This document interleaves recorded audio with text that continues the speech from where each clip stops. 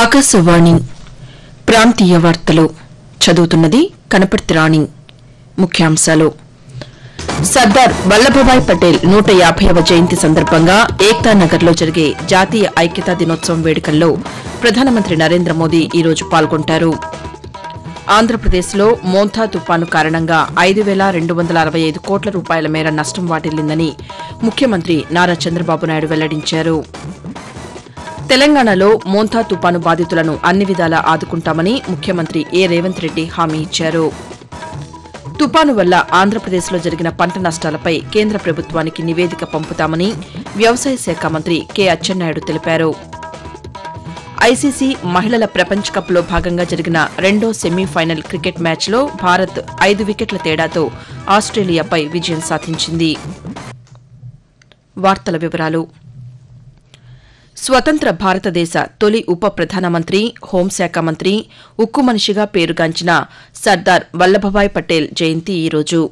సర్దార్ పటేల్ జయంతిని పురస్కరించుకుని కేంద్ర ప్రభుత్వం 2014 నుండి ప్రతి ఏటా అక్టోబర్ 31వ తేదీని రాష్ట్రీయ ఏక్తా దివస్ జాతీయ ఐక్యతా దినోత్సవంగా నిర్వహిస్తోంది. 1875 అక్టోబర్ 31వ తేదీన గుజరాత్ రాష్టంలోని నడియాడ్లో ఆయన జన్మించారు. వల్లభభాయ్ పటేల్ భారత స్వాతంత్ర్య సంగ్రామంలో కీలక పాత్ర పోషించారు.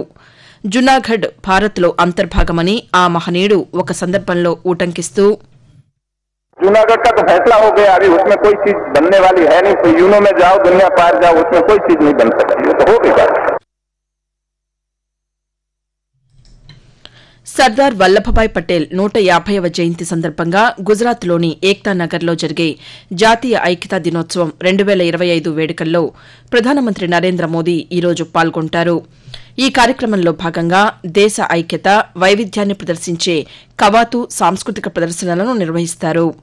అనంతరం 5 శౌర్యచక్ర అవార్డు గ్రహీతలు జార్ఖండ్లో నక్సల్ వ్యతిరేక కార్యకలాపాలలో, జమ్మూ కాశ్మీర్లో ఉగ్రవాద నిరోధక కార్యకలాపాల్లో అసాధారణ ధైర్యాన్ని ప్రదర్శించిన సైనికులను సత్కరిస్తారు. ఐక్యతా దినోత్సవాన్ని 2 దశల్లో నిర్వహించనున్నారు. మొదటి దశలో భాగంగా ఈ రోజు నుండి నవంబర్ 25 వరకు ప్రతి పార్లమెంటరీ నియోజకవర్గంలోని అన్ని జిల్లాల్లో జిల్లా స్థాయి పాదయాత్రలు నిర్వహిస్తారు. రెండవ దశ నవంబర్ 26 నుండి డిసెంబర్ 6 వరకు జరగనుంది.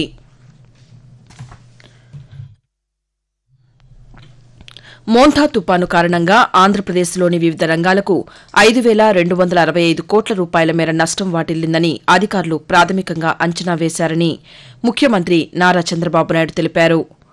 తుపాను నష్టంపై అమరావతిలోని రాష్ట సచివాలయంలో ఆయన నిన్న ఉన్నత స్థాయి సమీక్ష నిర్వహించారు. ఈ సందర్భంగా మాట్లాడుతూ వ్యవసాయ రంగానికి 829 కోట్ల రూపాయలు, రహదారులు, భవనాల శాఖకు 2,079 కోట్ల రూపాయల మేర నష్టం వాటిల్లిందని చెప్పారు. తుపాను సహాయ చర్యల్లో అధికారులు, ఇతర సిబ్బంది నిబద్దతతో పనిచేశారని చంద్రబాబు నాయుడు పేర్కొంటూ, మొత్తం కలిస్తే 5,265 కోట్ల 51,81,000 ఎస్టిమేట్స్ తయారు చేశాం. వీళ్ళని తొందరగా కేంద్రంలో పంపిస్తాం. వాటర్ అంతా కూడా ఫ్లో కావడం, కొన్ని పొలాల మీద రావడం, అక్కడక్కడ కొంత డ్యామేజ్ ఉంది, అవి కూడా ఎస్టిమేట్ చేస్తున్నాం. అవి ఎస్టిమేట్ చేసిన తర్వాత నెక్స్ట్ లెవెల్ లో ఇవన్నీ పంపిస్తాం. One of the best system 16 నెలల్లో తయారు చేశాం. టెక్నాలజీ కూడా ఇంటిగ్రేట్ చేశాం. ఈ విధంగా ఓవరాల్ గా మీరు అన్ని కూడా చాలా పర్ఫెక్ట్ గా చేశారు. వాళ్ళు అందరూ కూడా కమిటెడ్ వండర్ఫుల్ వర్క్ చేశారు. తెలంగాణలో మోంథా తుపాను బాధితులను అన్ని విధాలా ఆదుకుంటామని ముఖ్యమంత్రి రేవంత్ రెడ్డి హామీ ఇచ్చారు. తుపాను ప్రభావిత జిల్లాల కలెక్టర్లతో హైదరాబాద్ నుండి ఆయన నిన్న దృశ్య మాధ్యమ సమావేశం నిర్వహించారు. తుపాను బాధితులను ఆదుకునేందుకు ప్రభుత్వం సిద్దంగా ఉందని, ఇందుకు అవసరమైన కార్యాచరణను సిద్దం చేయాలని అధికారులను ముఖ్యమంత్రి ఆదేశించారు. తుపాను ప్రభావిత వరంగల్, హుస్నాబాద్ ప్రాంతాలను రేవంత్ రెడ్డి ఈరోజు విహంగ వీక్షణం ద్వారా పరిశీలించనున్నారు. నిరంతర పర్యవేక్షణ ద్వారా ప్రజలకు మెరుగైన వైద్య సేవలు అందించేందుకు ఆంధ్రప్రదేశ్ ప్రభుత్వం కృషి చేస్తోందని వైద్య ఆరోగ్య శాఖ మంత్రి వై సత్యకుమార్ యాదవ్ తెలిపారు. 2025-26 ఆర్థిక సంవత్సరంలో ఏప్రిల్, సెప్టెంబర్ వరకు మొదటి 6 నెలల్లో వైద్య ఆరోగ్య శాఖలో చేపట్టిన మార్పులు, కార్యక్రమాలపై మంత్రి నిన్న సమీక్ష నిర్వహించారు. ఈ సందర్భంగా ఆయన మాట్లాడుతూ గత 6 నెలల్లో వైద్య సిబ్బంది హాజరు, ఓపీ, ఐపీ సేవల్లో పురోగతి నమోదైందని, ఓపీ సేవలకు వేచి ఉండే సమయం తగ్గిందని తెలిపారు.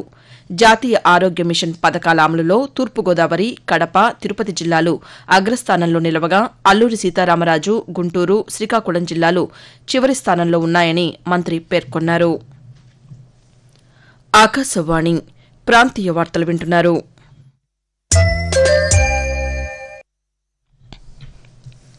మోంథా తుపాను వల్ల ఆంధ్రప్రదేశ్లో జరిగిన పంట నష్టాలపై సర్వే పూర్తి చేసి కేంద్ర ప్రభుత్వానికి నివేదిక పంపుతామని వ్యవసాయ శాఖ మంత్రి కె అచ్చెన్నాయుడు తెలిపారు. కృష్ణా జిల్లా పెనమలూరు నియోజకవర్గం తాడిగడపలో తుపాను కారణంగా దెబ్బతిన్న పంటలను మంత్రి నిన్న పరిశీలించారు. అనంతరం ఆయన మాట్లాడుతూ 2.5 లక్షల హెక్టార్లలో పంట నష్టం జరిగింది. Both agriculture and horticulture. ఈ సర్వే పూర్తయిన తర్వాత ఎంత వస్తుంది, ఏ పంట ఎంత వచ్చింది, ఏ జిల్లాలో వచ్చింది, ఎక్కడొచ్చింది, వాస్తవాలన్నీ కూడా తెలుస్తాయి. దాన్ని బట్టి కేంద్ర ప్రభుత్వానికి పంపించి కేంద్ర ప్రభుత్వం సహాయం తీసుకుని నష్టపోయినటువంటి రైతుకి తప్పనిసరిగా పరిహారం అందించడానికి అన్ని ప్రయత్నాలు చేస్తున్నాం. ఏ రైతు ఆందోళన చెందవలసిన అవసరం లేదు. వ్యవసాయ శాస్త్రజ్ఞులు, హార్టికల్చర్ శాస్త్రజ్ఞులు సూచనలు మీరు తీసుకుని ఉన్న పంటని ఎంతవరకు మీరు కాపాడగలరో కాపాడుకుంటే తప్పనిసరిగా ప్రభుత్వం ఆదుకుంటుందని తెలియజేస్తున్నాను. ఎగువ ప్రాంతాల్లో కురిసిన భారీ వర్షాలకు కృష్ణా ఉపనదులకు వరద వస్తోందని అధికారులు అప్రమత్తంగా ఉండాలని ఆంధ్రప్రదేశ్ జలవనరుల శాఖ మంత్రి నిమ్మల రామానాయుడు ఆదేశించారు. విజయవాడలోని ప్రకాశం బ్యారేజ్ వద్ద కృష్ణానదీ వరదను అధికారులతో కలిసి ఆయన నిన్న పరిశీలించారు. అనంతరం మంత్రి పాతికేయులతో మాట్లాడుతూ ప్రకాశం బ్యారేజీకి 6 నుండి 6.5 లక్షల క్యూసెక్లకు పైగా వరద నీరు వచ్చే అవకాశముందని పేర్కొన్నారు. ఈ క్రమంలో దిగువ ప్రాంత ప్రజలను అప్రమత్తం చేస్తున్నామని తెలిపారు. కృష్ణా డెల్టా పరిధిలో అధికారులు క్షేత్రస్థాయిలో పర్యవేక్షిస్తూ ముందస్తు జాగ్రత్త చర్యలు చేపట్టాలని ఆదేశించారు. ఉక్కు మనిషి సర్దార్ వల్లభభాయ్ పటేల్ జీవితాన్ని యువత స్ఫూర్తిగా తీసుకోవాలని మేరా యువ భారత్ ప్రకాశం జిల్లా అధికారి ఏ మహేంద్రరెడ్డి అన్నారు. వల్లభభాయ్ పటేల్ 150వ జయంతి సందర్భంగా నెహ్రూ యువ కేంద్ర ఆధ్వర్యంలో ప్రకాశం జిల్లాలో నిర్వహించే కార్యక్రమాలపై ఒంగోలులో నిన్న సాయంకాలం పాతికేయుల సమావేశాన్ని నిర్వహించారు. ఈ సందర్భంగా మహేంద్రరెడ్డి మాట్లాడుతూ సర్దార్ 150 పేరుతో వివిధ కార్యక్రమాలు నిర్వహిస్తున్నట్లు తెలిపారు. యువతకు పటేల్ ధైర్య సాహసాలు, పట్టుదల గురించి తెలియచేయడం, వారిలో స్ఫూర్తి నింపటం ఈ కార్యక్రమం ముఖ్య ఉద్దేశమని ఆయన తెలియజేస్తూ ప్రతి జిల్లాలోనూ అంటే దాదాపు 750 జిల్లాల్లో నవంబర్ 25 వరకు ఈ సర్దార్ 150 అనే కార్యక్రమం జరుగుతుంది. ఇందులో భాగంగా మనం ప్రతి జిల్లాలోన ఒక ప్రెస్ కాన్ఫరెన్స్ నిర్వహించి అందరికీ పబ్లిసిటీ చేయడంతో పాటు అలాగే యూత్ కి కొద్ది కాంపిటీషన్స్ ఈ జిల్లా మొత్తం మీద అన్ని ఎడ్యుకేషన్ ఇన్స్టిట్యూషన్స్ నిర్వహిస్తూ వాళ్ళకి ప్రోత్సాహకంగా గిఫ్ట్లు ఇవ్వడం కావచ్చు. అలాగే క్విజ్ కాంపిటీషన్స్ ఆన్లైన్ లో జరుగుతున్నాయి, వాటిని కూడా మనం ప్రమోట్ చేయడం జరుగుతుంది. అలాగే నేషనల్ వైడ్ కూడా మనకి సర్దార్ వల్లభాయ్ పటేల్ స్టాచ్యూ వరకు 150 కిలోమీటర్ల పాదయాత్ర కూడా government of India ministry of sports నిర్వహించడం జరుగుతుంది. ఐసీసీ మహిళల ప్రపంచ కప్ 2025లో భారత మహిళా క్రికెట్ జట్టు ఫైనల్కి చేరుకుంది. ముంబై వేదికగా నిన్న జరిగిన రెండో సెమీఫైనల్లో భారత్ 5 వికెట్ల తేడాతో ఆస్ట్రేలియాపై విజయం సాధించింది. ఆదివారం జరిగే ఫైనల్ మ్యాచ్లో దక్షిణాఫ్రికాతో భారత్ తలపడనుంది. వాతావరణం అల్పపీడనంగా బలహీనపడిన మోంథా తుపాను దక్షిణ ఛత్తీస్గఢ్ మీదుగా ఉత్తర వాయువ్య దిశగా కదిలి మరింత బలహీనపడుతుందని అమరావతి వాతావరణ కేంద్రం వెల్లడించింది. దీని అనుబంధంగా ఉపరితల ఆవర్తనం సగటు సముద్ర మట్టానికి 7.6 కిలోమీటర్ల ఎత్తులో విస్తరించి ఉందని, దీని ప్రభావంతో ఆంధ్రప్రదేశ్లో రానున్న 3 రోజుల పాటు తేలికపాటి నుండి మోస్తరు వర్షాలు కురిసే అవకాశం ఉందని వాతావరణ శాఖ అధికారి జి లక్ష్మి తెలియజేస్తూ ఉత్తర కోస్తా ఆంధ్రప్రదేశ్ మరియు యానాము ఈ రోజు తేలికపాటి నుంచి ఒక మోస్తరు వర్షాలు 1 లేదా 2 చోట్ల కురిసే అవకాశం ఉంది. దక్షిణ కోస్తా ఆంధ్రప్రదేశ్ మరియు రాయలసీమ ఈ రోజు తేలికపాటి నుంచి ఒక మోస్తరు వర్షాలు లేదా ఉరుములతో కూడిన జల్లులు 1 లేదా 2 చోట్ల కురిసే అవకాశం ఉంది.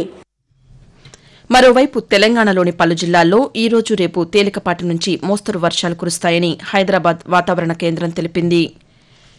ప్రాంతీయ వార్తలు ముగించే ముందు ముఖ్యాంశాలు మరోసారి. సర్దార్ వల్లభభాయ్ పటేల్ 150వ జయంతి సందర్భంగా ఏక్తా నగర్లో జరిగే జాతీయ ఐక్యతా దినోత్సవం వేడుకల్లో ప్రధానమంత్రి నరేంద్ర మోదీ ఈ రోజు పాల్గొంటారు. ఆంధ్రప్రదేశ్లో మోంథా తుపాను కారణంగా 5,265 కోట్ల రూపాయల మేర నష్టం వాటిల్లిందని ముఖ్యమంత్రి నారా చంద్రబాబు నాయుడు వెల్లడించారు. తెలంగాణలో మోంథా తుపాను బాధితులను అన్ని విధాలా ఆదుకుంటామని ముఖ్యమంత్రి ఏ రేవంత్ రెడ్డి హామీ ఇచ్చారు. ఆకాశవాణి ప్రాంతీయ వార్తలు ఇంతటితో సమాప్తం.